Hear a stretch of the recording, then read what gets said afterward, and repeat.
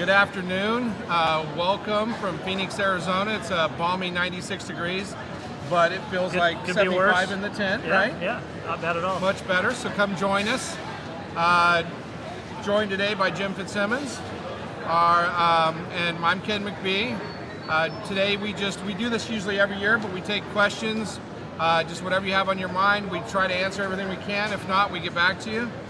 We do have some questions already been submitted, and then we'll take live questions, so drop questions in the chat, and we'll answer as many as we can.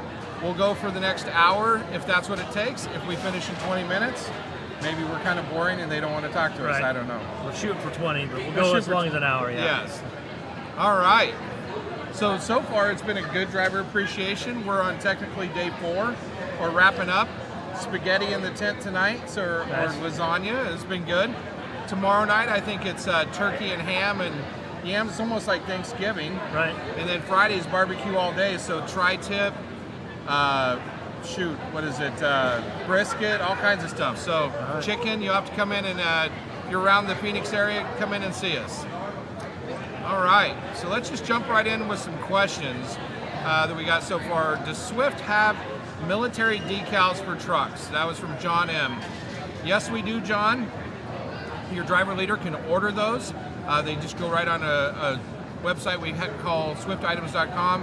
They will order it, get it delivered to your terminal, and then they'll put it on the truck. So definitely we appreciate all of our military folks, and just thank you for your service. And we got that by each branch, right? It's branch specific? By each branch, it says your name, it says United States Marines or Air Force or whatever branch you were in, and they're cool logos. They go right back on the I guess it'd be called the fairing of the truck. Okay, yeah. Along with, if you're million-mile drivers, diamond drivers, we have those badges too, so you can stack them up depending on. I've seen dedicated as well, right? Yeah, dedicated also. So yeah, so if you were in the military or you're still in the reserve, take advantage of that and thank you for your service.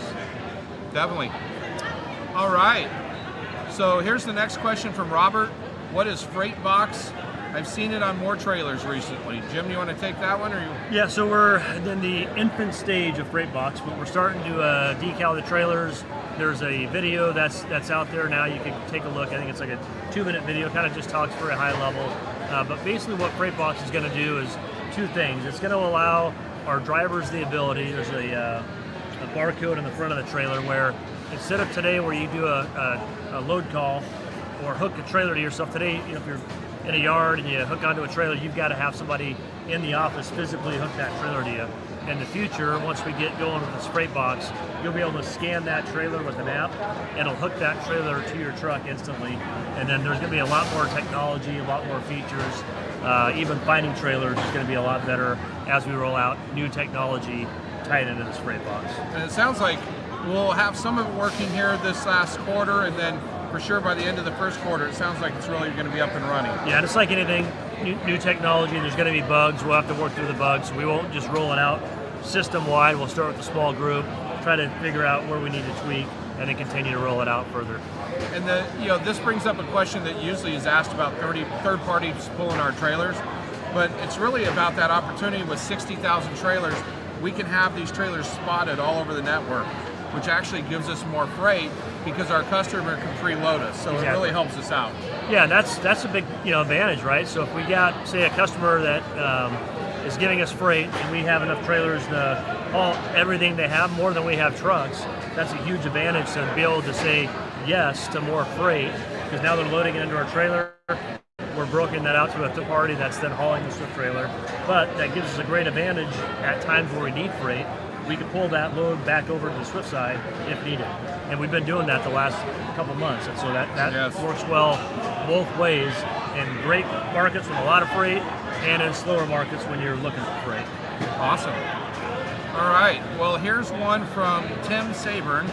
I've heard from my driver leader that the load board, whenever it becomes available, are brokered loads and therefore all live unload. Is that true? Yeah, that won't be the case. I don't know if maybe there was talk about when it first comes out, I'm doing only live loads, but I don't think I've even heard that. But we're probably 6 months out, I'd say, from having the load board ready to go. That'll be for the owner operators. Eventually, I think that'll probably morph into where we look at doing that for company drivers as well. But It's close though. They're testing it on a group of trucks. We're getting there, but we've been close for a while. I think 6 months is probably a realistic number. I wish it was in 6 weeks, but every time we get close, there's another hurdle on with the computers and getting everything to flow right and to work right. But just in a meeting yesterday, we talked about it, so it's on the list. It's being worked on. It's taking a little bit longer than obviously we thought. Awesome. So Ken Warner sorry about that. Can we ever expect to see Peterbilts again at Swift? What about getting rid of internationals? Yeah, so I'd take both of them. So Peterbilts, I won't say no, we won't ever see them again. So PACCAR makes Peterbilt and they make the KWs. And so kind of typically how PACCAR does that is they want you to buy one brand. And so obviously we've been with Kenworth for as long as I can remember. Basically, it's been at least 20 years that we've had Kenworth. So, and I think that's a great truck. We found today that's the most favorite truck when we surveyed our drivers. So at this point, we won't be looking at going to both a mixed fleet. That's not usually how that works when you deal with the manufacturer. They want you to stick with one brand. On the international, what I would tell you is those internationals have got a lot better, and so they had a bad reputation. I think it's because of an engine issue, right? Wasn't it a few years, like 4 or 5 years ago? Yeah, and I feel like they're getting better and better. I'm curious. So one of our owner ops just got a 23 international. So Ron, if you're on, I asked him the other day, keep me posted because I'm really curious to get him and his wife's feedback, what they think of a 23 international. Because what we're told is it's a new truck. It's a much better truck than trucks in the past, and so we do try to stick with the 4 different brands. There's some advantages there. There's also some disadvantages, right? Because if you train in one truck and you get into another, you might have to learn different technology, different features. It might drive a little bit different, but for the most part, our plan right now is to stick with the same 4 brands. And if you want a different truck, ask your driver leader. There's always a chance we could get you into another truck if it's available. Well, and there's drivers that do like. So I know Ken doesn't like them too much. It sounds like. But there are drivers that do like the internationals. They're very roomy. We've heard. We've got RWC here. So the different manufacturers have been in the tent all week. So come and talk to them about some of the stuff that maybe you do or don't like, and see if we can improve it. They really take our feedback to heart. Yeah. So. Good point. This one here comes from Richard. Says, why is it we cannot add a beneficiary to our Night Swift stock? Yeah, that one, I tried to get an answer on that right before we started this, but I think you can. But I think you can too. We got to find out. Pretty sure I added one for mine. If you own the stock, and I'm assuming Richard's referring to the employee stock purchase program. Now there might be a deal where as you're putting money into that, and I don't remember how often it is, it purchases the Swift stock, or the KNX Night Swift stock. Twice a year. Okay, so twice a year. I'm not sure how that works until you actually own the stock, but I would sure assume after you own the stock, you could definitely have a beneficiary. It might tie into a same beneficiary that you name for something else, but we'll try to get clarification and get something out to the group. Definitely. All right, so Stacy, is it possible to get a team truck like the 2018 Big Place to put a fridge that says, and turn off all beepers and buzzers? We probably don't want to turn those off. A lot of that's safety related, right? Yep. So, and we've seen such a great results from our safety results because of a lot of the beepers and buzzers. Huge improvement, right? Like we didn't used to really talk about where we were in safety. Now we brag about it, right? Because we're at the top. And so I would tell you, like sometimes these beeps and buzzers and different systems we have in the truck could be annoying because you're going to get false alarms. There's no way, today I think as technology develops, they'll get better and better. I remember like 4 or 5 years ago, the early technology when we first started getting the collision avoidance in the trucks, they were braking all the time. Like every time you go into an underpass, all kinds of weird stuff. Where today, it's a much better product, much safer product to have in the truck. So, it's kind of a way of life. It's kind of like when we went from manuals to automatic. There was a big pushback there, and drivers didn't want to drive an automatic. Now you can't get a driver to drive a manual. No. And same thing, they've just gotten better and better every year as they continue to improve those. I think the safety and the technology in the trucks is going to be the same way. So hopefully, if you're doing things right, there'll be less buzzers and beepers going off at you. You know, if you're in your lane and you're keeping good following distance, you know, our goal is not to be bugging you as you're going down the road with a false alarm. Definitely, and you know, I was just in a meeting last week where we did talk through some of the different items in the trucks that we could do. We asked in a survey for our drivers to let us know. We've got about 3,000 responses already. So if you haven't taken the annual driver survey that we're doing right now, go take that, because one of the questions is, what would you like to see in the truck? That could be technology, that could be anything else, right? So, you know, as far as the fridges, all of our trucks from 2020 on are coming with fridges. The trade cycle is extended a little bit because of COVID and parts, but we're trading our 2018s now. So it's not like we have really old trucks, right? Yeah, so exactly. That's a good thing there. So hopefully we're getting you everything we need. These trucks are, from when I drove, they're super nice. I think I can go back to driving again. Maybe. Yeah, they are nice. And let me hit real quick before we go to the next question. That survey is so important because we take the feedback that you give us and we take action on that. And so, I mean, I can't even tell you how many meetings we're in where we're going through the data, going through the survey, going through the answers, and trying to look for patterns where we see the same pain point over and over. And like dump valves is one of my favorite stories where, you know, the math doesn't work on dump valves, right? But the feedback tells us we have to have dump valves, and so we made that change and went back to adding dump valves. But I can think of meetings where you've pushed for, you know, outlets in the top bungs. There's all kinds of feedback we get that, you know, somebody ordering the truck might not think about, but the drivers in the truck know what they want or what they don't want, and that's how we kind of pick and choose. Our memory foam mattresses, right? Yeah. And we did the memory foam mattresses on the bottom, and then we realized we forgot the top. Yep, exactly. So students and drivers all seem pretty excited. You should. It's been a year and a half, 2 years now, but you can get memory foam mattresses at all of our shops. Just a much well-rested driver, more productive driver. Inverters, refrigerators, all as a result of feedback from these different surveys. So it's all great. Yep. Okay. Is there a chance that as a company driver we can maybe put, says pay for a different Swift shield on the truck? Would love to have the U.S. flag one. It is a pretty cool one. Yeah, it's cool, yeah. Swift salutes. Right. This is a good question, Jermaine. What I'll do is I'll make sure I'll answer you here. It'll be later, probably next week. But we'll see if we can't change that logo on maybe our veteran trucks or something like that for those folks. So I'll get back to you on that one. Let's see here. Okay, so this is a good one here. It says, is there any thought of not allowing mentors on dedicated accounts? Students get lack of training. I have to disagree a little bit, and let me tell you why. It may be one certain account that's all you know of, but they get a ton of experience, especially on a dedicated account. They're doing a lot of backing, a lot of local close quarters. They're actually checking in and out with shippers a lot more than you would as an over-the-road driver, because you may pick up a load, drive 2 days, and never check in with a person again. Now, we do try to blend those, so we'll even send somebody to a dedicated account for a week or two, and then we send them over the road while we get mentors, because we're recycling, you know, going through our students all the time, making sure we get them with mentors. So feel free to call me at the corporate office, and we could discuss it more on maybe the specific one you're talking about. Yeah, and there would be cases, right? Like, we don't want, you know, he refers to mountain passes. I totally agree. If you had a driver train in maybe Texas only, right? It's very flat, and you're back and forth, and then they upgrade and they're solo, and now they're running, you know, over the Rockies. It's like, that's a totally different experience. But to Ken's point, what we try to do is not have somebody train only in a dedicated account if they're going to go do something different. Now, it might be different if they've hired on into a dedicated account. We might train them in that dedicated account, and then they stay in that dedicated account.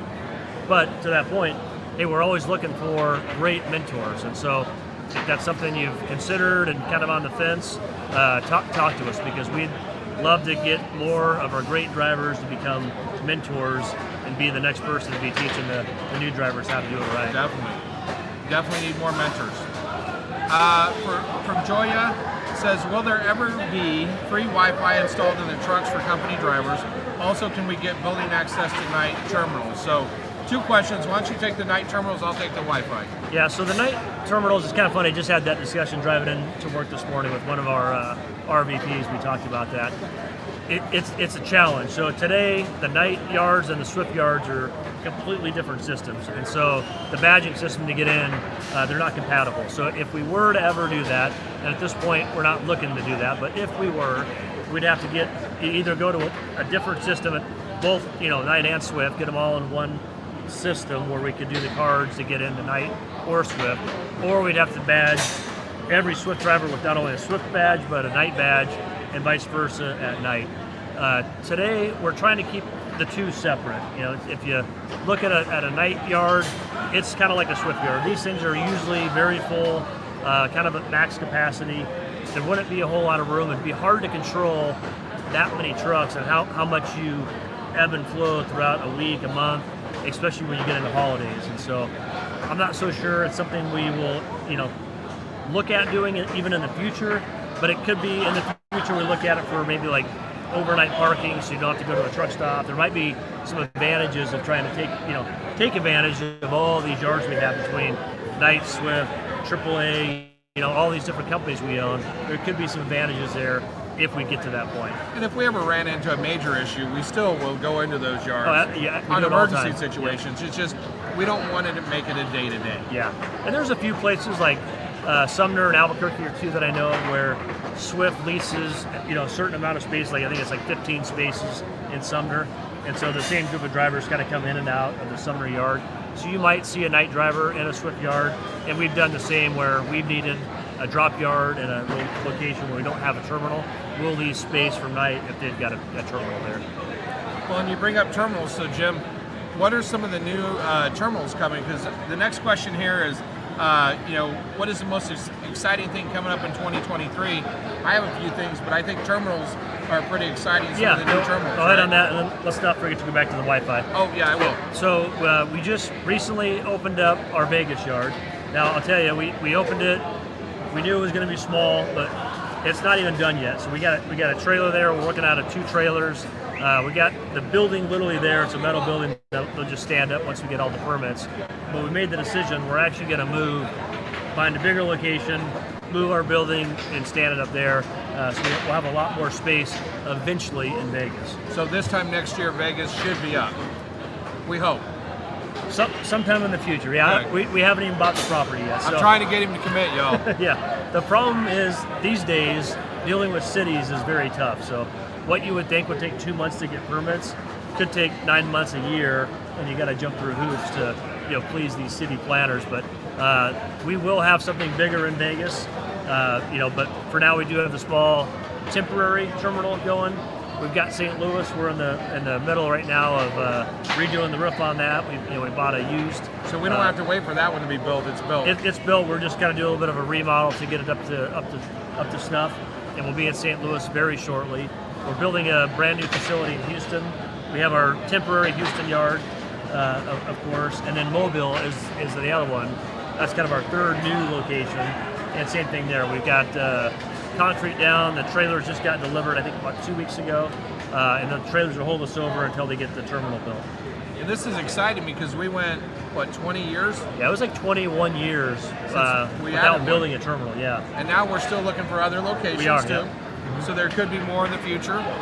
That's all exciting stuff for 2023.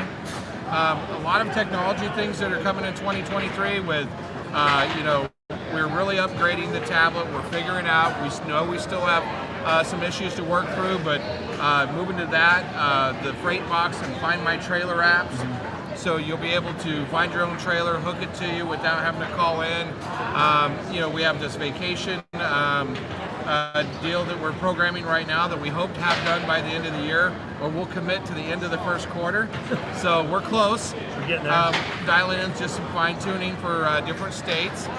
So lots of, I feel like, technology stuff along with buildings, right? Yeah, exactly. That's what 2023 is going to look like. And taking what we already have and making it better, like the tablets is an example. So we know we got a lot of work to do there. That's kind of the top priority. If you look at what the IT team is working on, is to make some of these things we already have, make them better, make it a more useful tool for you out there. Well, and then I talked to the head of our facilities yesterday, and he said his team was committed to having all the terminals fully remodeled and done by the end of 2023. Okay. So that's another thing that, hey, that's a goal. We hope we get there, as long as supply chain doesn't mess us up too bad. Yep. But I think you've seen a lot of the improvements, especially even here at Phoenix, at all these different terminals now. We just have a few to go. Yeah. So and they're amazing. Everyone I've been to that's been remodeled is like hands down the nicest terminals I've ever been in. So. All kinds of fun stuff with movie theaters and gyms and private showers. Yes, open markets. Yep. So upgraded stuff. So I think look for that to happen. If you see a terminal that's maybe needs some help, like I know that Menasha's one. Menasha's one. It's on the list. Laredo. Yep. Laredo, we're just waiting on permits. I found out today. Yep. So lots of good things coming in those areas. Yeah. Back to the Wi-Fi installed in the trucks. Right now, we don't have a plan to give drivers free Wi-Fi, but we are talking through with some of our vendors that would give us a hotspot or a jetpack. So we're negotiating some terms with them right now. Should see stuff maybe in the future available for our drivers. Okay. All right, and then that's what we had with Slido. Let's see what, I think there's questions coming in. Oh, there's a bunch of them. All right. Okay. So what's up? Maybe start with that one. It might narrow it down a little bit here. Okay. So here's a good one. What does Swift pay a driver with 1 year experience? What is the average weekly pay? Does Swift have manual trucks? So 3 different questions. We don't have manual trucks. I think they're like a dinosaur right now. Well, I found one the other day that somebody said they found in the yard. It must not got traded. There's a handful left in the flatbed division that we run out of Laredo, but as those trade out, the new ones are automatics as well. So the answer would be no. I mean, we might have a couple left, but for the most part, they're all automatics. And then as far as pay goes, it depends what you're going into. I hate talking about pay because there's so many different opportunities at Swift. So depending if you're going into, van line haul, reefer, over the road, dedicated, intermodal, each one's going to have a different pay package. A lot of them pay by the mile, and you get paid for different accessorials. But others are going to pay like hourly or a per load type basis, depending what you're going into. So, and all about the region too, right? Some of the East Coast dedicated could be 70 to 110,000. Some West Coast could be a little less. Line haul over the road could be 50 to 70. That's the great thing about Swift is there's so many different suites of services. We do just about everything. We don't haul fuel. We don't haul cars. We don't haul animals. Yeah, there's very few things other than that. We do it all. I know. So if you're interested in what we do pay, we could get I think we get it right there. There's a recruiter number. Call a recruiter. Depending what you're looking for, we can give you that. We don't keep that a secret. I think we even post that publicly what our pay rates are. So I just don't want to talk about it and misinform somebody if it's something different that you're looking at versus what we're talking about. There's over 90 dedicated alone on site. So just that, plus then you have all the different intermodal, refrigerated, line haul. So there's so many different options. That's why it's hard to answer that question, right? Yeah. And wait, there's a second part or third part to that question, right? There was. It's kind of both tied into pay, I think. Oh, I think I screwed us up here a little bit. That's all right. We'll keep going. But, well, hey, here's another one that says, hey, I have a Class A CDL. I'm a new driver. How do I get started in the program? The number's on the screen. Definitely call one of the recruiters, whether you join one of our academies. So we have, is it 11 academies nationwide now? I'm not sure how many we have right now. It's 10 to 12, give or take one. And then from there, or if you're an experienced driver, just call your recruiter. We'll get you in our DQP class and get you started. Here's another one that kind of goes with all that. How much when you start per mile, right? This is always one that, hey, we think that our students should make $800 a week while they're training, and that's the ones that are coming out of our academies or you're coming from other academies. From there, we think that as you learn our network, we want to guarantee you $1,000 a week, guaranteed. And you should make well more than that, but that's just a safety net. If you're available for 5 days a week, you're going to make $1,000 guaranteed. From there, then the number for OTR starts at 50 cents a mile or more, depending on years of experience, were you in the military. There's all these other different things that you could get a few different pay bumps from. So hopefully that helps with some of those questions there.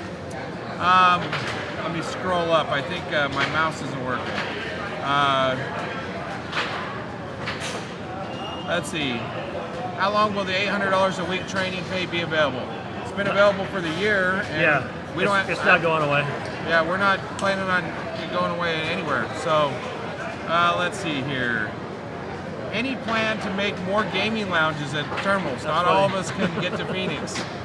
Yes. I'll let you answer that. Yes. So I'm an old guy, so I wasn't very much of a gamer, but we've seen a lot of the gaming lounge being used a lot. We have already talked to facilities. There's a list of like the ones that haven't got remodels yet. We are going to look at putting those in, at least 2 stations at all of those, and then we might go back and put a couple stations in, like Drupa Valley has some room. So we're working through that. We also got to get a dedicated internet line so you guys have the fast speeds for your gaming, because if you get on our network, it'd be too slow. Yeah. So more to come on that. And it's kind of funny because I'm like you, I'm an old guy where I don't understand the gaming, but I was talking to a driver at our 3 million and 4 million mile event earlier this year, and it hit me talking to one of our drivers, and he told me, he said, every night he games with the son. And in my mind, I'm thinking, like, I can't even imagine doing that, like just sitting in the truck gaming. But what he said just hit me, and it makes perfect sense now, is that's the only way he can keep his son on the phone for like 2 hours at a time. And it makes perfect sense, because like, I can't keep my kids on the phone that long. So if you've thought about it, you got kids that are into gaming, you don't game, to me, it might be a great way to stay connected to your family or your friends. So our intentions, or at least my intention, is we will have some gaming networks set up. I've learned about stuff that I never would have thought about called like Twitch. It's a whole gaming network where we can get people together, create a community for Swift where like you could beat our IT professionals, or maybe we take some of our drivers that are really good and you beat the pro, and then we'll give gifts and everything else. So there's plans for it, but we've been planning driver appreciation. Gotcha. So more to come. Let's see here. This person, it's kind of a long paragraph, but it's Kim. Why is there so many trucks on FedEx at Christmas season? Kind of frustrating finding empty trailers. So let's try to break some of that down. Yeah, so it wouldn't be FedEx. It's probably referring to UPS. We do lease trailers to UPS. Now what I would tell you is those trailers that we lease to UPS, they sit in a different yard tied up all year long when they're not leased out. And so it's not pulling out of the available trailers for our drivers. So there shouldn't be any impact by doing that. And those are older trailers too. Yes, exactly, yeah. And we go and maintain them, and then we take them to UPS, but heck, we've got 60,000 trailers, and we continue to buy trailers every year. And we stopped selling trailers about 2 to 3 years ago. We've continued to buy, and we're not growing. Like the truck fleet has pretty much been the same size. We continue to add more trailers just for that reason, so that we can afford to lease trailers out, rent them out, take advantage of bringing in more revenue without having a negative impact. Now, obviously, there's going to be times where there is a negative impact on a driver, where I just talked to the driver on Monday looking for a trailer in Casa Grande, and there wasn't one available. The customer wouldn't let it go, and so I know that still is a problem, so I'm not going to sit here and say it doesn't happen. Our goal is for that not to happen to you, but it's going to obviously probably happen on exception. Well, one of the things I learned too that I think some drivers run into is, like for instance in Drupa Valley, they'll see trailers locked down they can't get, but there's certain rules within the state where the trailer has to pick up the first load and haul it all the way out of the state. So like you had mentioned, Kim, your husband maybe is frustrated because they couldn't use one of those trailers, but they couldn't use them on an intrastate load, because I called on that. Yeah. And they have to haul them out of the state for tax reasons or something, right? So let's see here. Can I be hired in Virginia with my CDL from New York? I don't see why not. So that's the great thing is you can be hired in any state. We have terminals, 31 terminals, almost any state I should say. I guess not Montana or the upper Northeast. I don't know that it'd matter, right? Like if you're going to be based out of a terminal, like there might be areas where we couldn't get you home in the truck, but that'd be kind of the only exception. And those would be very few and far between. as an owner-operator, there might be some exceptions. There's states where we can't have owner-operators based out of. So just to clarify, if you're talking company or becoming an owner-operator, Okay. if you're a company driver, definitely reach out to a recruiter. There should be very few exceptions where we cannot hire you. If you're an owner, there's going to be a handful of states that you're not able, legally, we just can't have an owner out of those states, like California. Well, and if you're hired out of New York, but you find that's the great thing about Swift, afterwards, if you find that you have a great connection with Greer, South Carolina, you can run out of that terminal. Yeah, yep, absolutely. Right? So we want you to be where you have a connection with our terminal leadership. So let's see here. Do they take beard hair for pre-employment drug test? I'm pretty sure as long as it's an inch or more, they will take that. They can take hair off your arms. They can figure that out. Call in and we can help you with that. How do I get a 2023 and can I choose the brand? Again, it kind of depends, right? So if you're trading a truck in, like Kim was talking about, we're trading our 18s right now. So in a normal environment, like ever since COVID, there is no normal environment. But in the old days, when you had plenty of trucks, today you can't get as many trucks as you order because the chip shortage, and there's shortage on tires, shortage on parts, all these different reasons why it's hard to get new trucks, as many trucks as we used to get. But how it should work, and once we get back to the new normal, whatever that is, maybe a year from now, when you come in with your trade truck, our goal is to get you into a new truck. Now, brand would depend on what we have. And so, again, we've got 4 brands. If we've got a variety, we'll give you the choice. If we don't, say if we just have 8 Freightliners sitting there, that's all we got, you're going to get a Freightliner. Doesn't mean you can't trade out later, but for the most part, we try to be as flexible as we can with what we have available. Definitely. And Don, you're asking, when million-mile trucks get traded in, will we get to choose our replacement truck and color again? So great question. So we had about 1,600 million milers. I don't know the exact number, don't hold me to this, but I think we're through about 800 or 900 of them. So because of COVID and the supply chain issues, it is taking about 6 to 9 months to get some of those trucks in. The intention is we get on a cycle where, yes, the million-mile drivers will be able to choose their next million-mile truck and their color and make again. And I think we're getting there. So once again, we get back to normal, which normal is probably a year, right? From what we're hearing from the manufacturers, we think normal is probably a year out, yeah. And the great news is they're building 2 major microchip factories. Yeah. One up north in Arizona and one down south. Exactly, so, yep.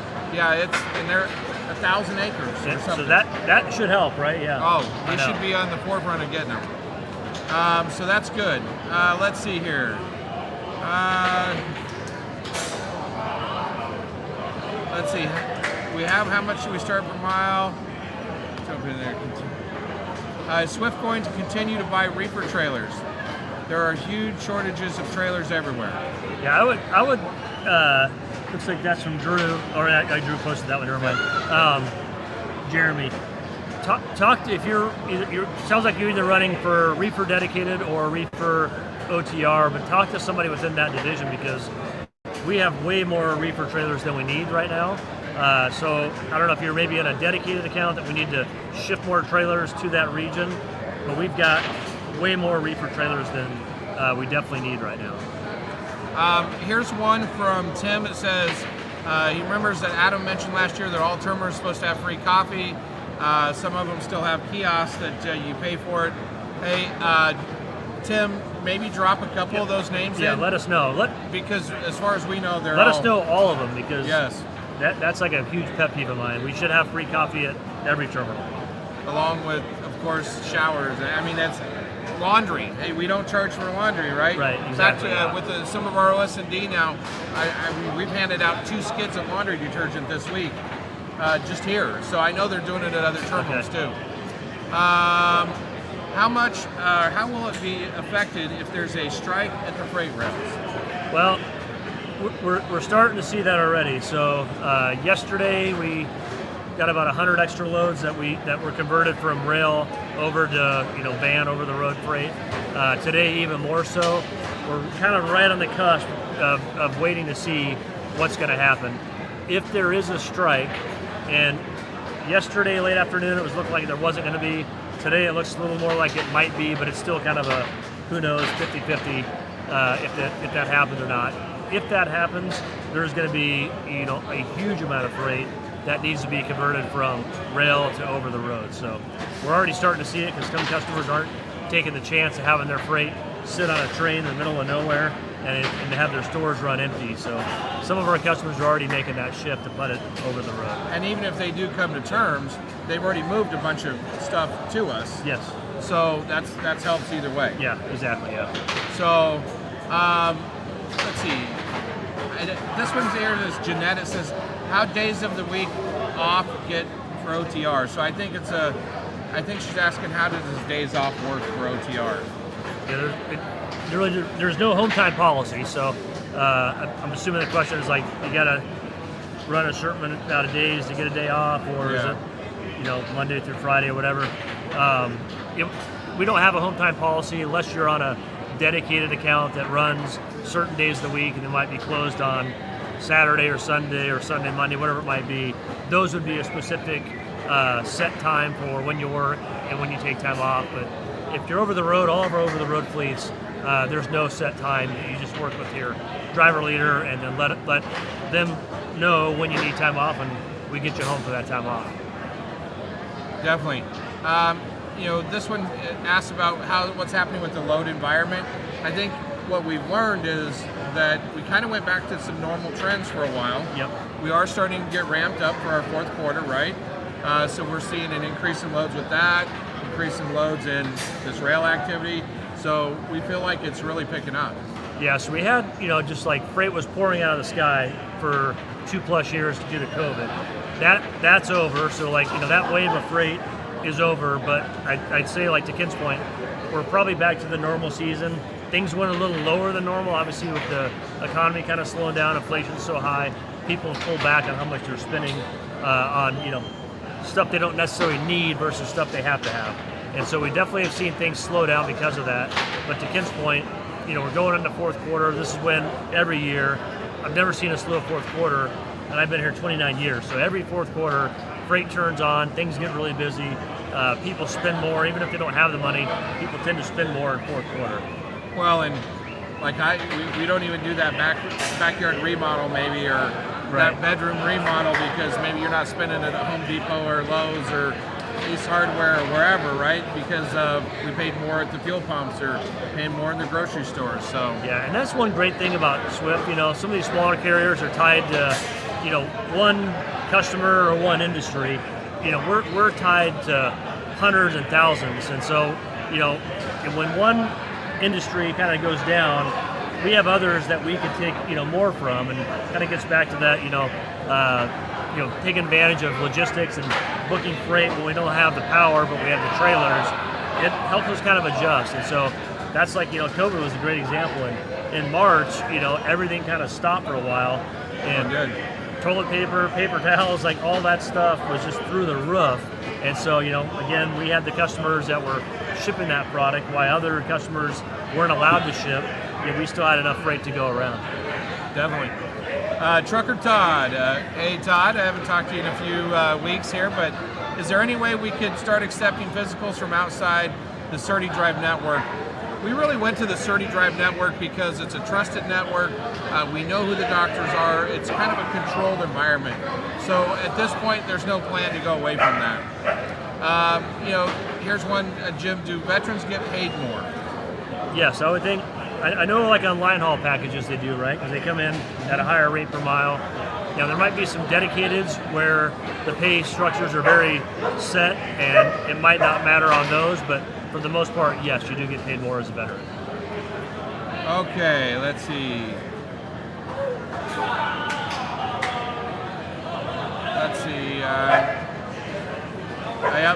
Pinky says there's cold pizza. So yeah, it looks like we need to talk to Atlanta a little bit. All right. Yep. So the Contractors Corner. That's where a lot of our contractors go on Facebook, and they're all a big part of it. They're in the tent this year, so they're here through Friday. That's a good team where they talk together and share best practices. Looks like Tim says, God bless you when the load board is available, so we know it's going to get there. And will it include drop and hook loads? Yes, it will. Yep. All right, so looks like we are through. Okay, is there any way for us drivers to find out our CSA score and how to improve the CSA score? I don't know. I don't know that if that's like public information or if we even have. I'm guessing we would have that in safety down to the driver level, the specific level of a driver CSA score. If you hear the dog barking, I apologize. Sounds like Fido needs a treat or something maybe. Yeah. How you improve your CSA score is through your driving performance, right? You don't get tickets. You have your everything in order if you were to get pulled over, or when you go into an inspection station. Hours of service violation obviously is one of the most common forms of a violation, but that's how you improve your score. We can find out if there's a way for a driver to see their individual score. Yeah, I think, and we plan on doing some more with safety and David Tillman, so we can definitely get that information here. Here's one that's always your favorite. How about APUs? Yep. So you can run your AC without having to idle. I know. I thought it was that close this year. So early in the year, we did a investigation. We got with a provider of APUs. We looked at both diesel APUs and the newer versions with electric APUs. I was really excited thinking that the ROI, the return on investment, was going to work for these things this time because electric was something that's fairly new. We hadn't looked at the electric APUs. Unfortunately, it still doesn't work. The cost of those things is still too high. I think though what'll happen is over the next several years, the cost will come down. There'll be more competitors. Somebody in China probably will start making one. It'll bring that cost down low enough that an APU would make financial sense to put one into a truck. Part of the problem at Swift is because we run such new equipment, we trade that equipment, every 4 years. Right now we might go to 5, just with the truck shortage. But trading trucks that soon, it's a great advantage for the driver because you have a newer truck. The disadvantage would probably be the APU because you can't make the math work on a truck that we only keep for 4 to 5 years. Definitely. Today. So I hope in the future we will be able to do APUs. All right. So here's, as we get feedback on this, give us some more feedback. The intention was that all the terminals are going to do a continental breakfast. They're going to do a lunch. Tuesday, Wednesday, Thursday, we were doing food trucks at night for those drivers that are later. So if you have feedback, we definitely want it. You can give it here. You can give it in the survey. You can give it in Voice Your Choice on how we could improve driver appreciation for next year. It looks like there's a couple here that have talked about people ran out of food. And that's the hard part about this is, like even here, we planned on Monday for 400 drivers, and we fed 550. Yesterday we planned on 675, and we served like close to 800. So now that's everybody, right, all included, but so it's kind of a guessing game. So please give us feedback. We'll try to improve, plan for more. Some people touched on the driver gift. The driver gift was a headlamp this year. It's really nice. It's bright. We shipped those. That's another thing that we did a little different. We shipped the amount to the terminal of the drivers they had. Yeah, here we go. Oh, yeah. So it's a driver. It's motion activated. It's nice, but it's so we shipped them to the terminal where they were. Now we've asked them not to turn anybody away. So if you ended up in Phoenix and you go, hey, I run out of Denver, but I don't get back to Denver that often, we gave you your headlamp and blogged it. But if you didn't get one, get to your terminal.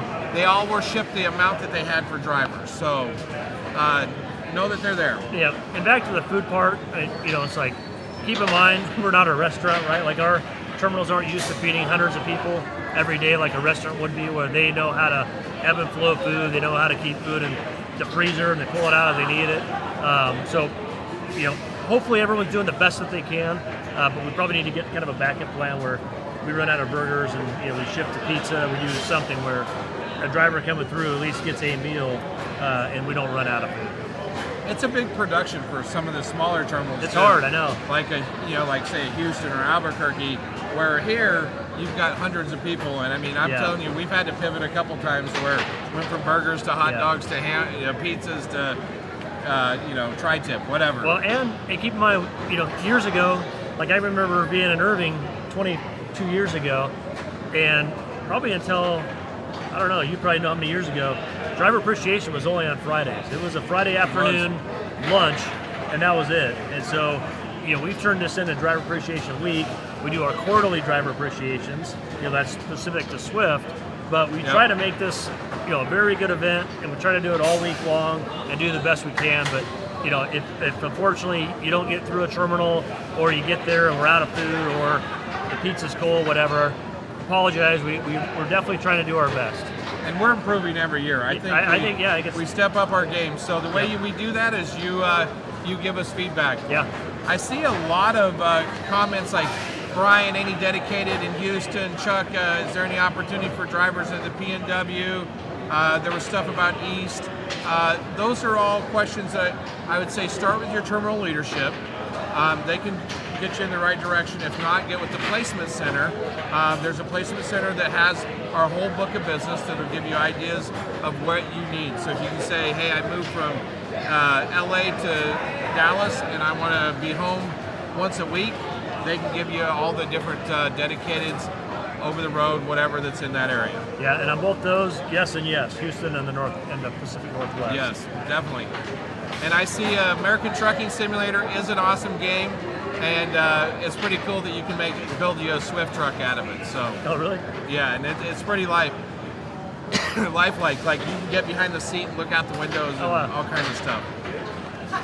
All right. There are several dedicated opportunities, definitely in Florida. What about newer Fontaine flatbeds?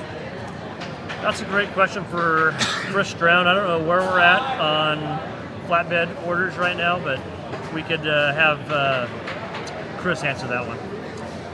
I see a lot of different questions about like qualifications, certain driving records, things like that. Those are things that I would just tell you, get with the recruiter. They're going to tell you. So just call into the 800 number. We'll flash it on the bottom of the screen. Those are things that they can tell you exactly. We know. So, okay. Well, I think we're getting close. We've answered a lot of questions. We'll try to come back and answer some if we missed them. Realize we're trying to read through all of them and talk to, so I'm sure we've missed a couple. But thank you, drivers. It's one of the funnest weeks of the year, definitely. We get to mingle, we get to talk to you, hear your stories. This is where we find so much about you, like our wrap truck driver that just got the 911 truck, and such an impactful story about being a Marine and losing family members in the first tower, and 3 first responders. I mean, those are the cool stories that we all got to hear. I appreciate spending time with everybody, and thank you very much. And yeah, same thing. Just thanks for all you're doing out there and all you continue to do. Truck drivers is really what moves America. There's no doubt about it. I think when the pandemic hit, back in 2020, I think that's kind of the first time I can ever remember where truck drivers were a notch up, right? Like people were counting on drivers on getting food into stores, and it's kind of the first time I had a lot of my friends asking me questions about Swift and trucking, and it's kind of a neat thing. But I think people kind of go back to the day-to-day, and they start cutting you off again. I think that's where you got to remember you're the professional out there. Take the high road. People kind of forget, but hey, here at Swift, we don't forget, right? We know what you do. We know what you go through out there, and this is our week to kind of try to show it to you. So thanks for what you're doing. thank you. See you next year.